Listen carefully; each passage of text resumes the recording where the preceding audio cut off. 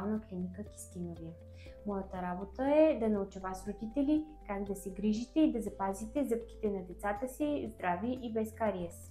Първото посещение при зъболекаря е препоръчително да бъде около 3-годишна възраст, тъй като е необходимо да можем да контактуваме директно с малкия пациент.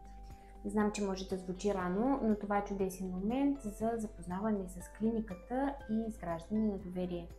Целта е да започнем с съвети за профилактика и да направим всяко посещение приятно и без стрес.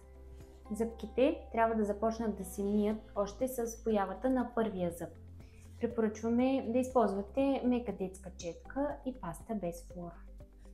Може би ще изглежда малко странно, но миенето на зъбките в толкова ранна възраст е основа за изграждане на добри навици.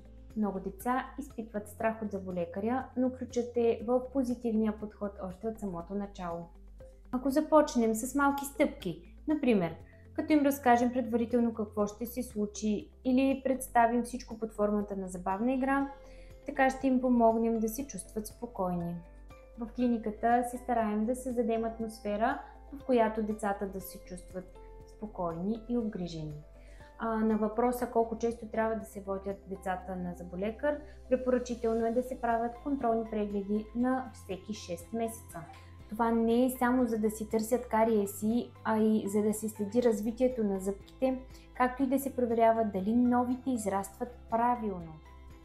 Колкото по-рано открием малките проблеми, толкова по-лесно можем да ги решим и да избегнем по-сериозни проблеми в бъдеще.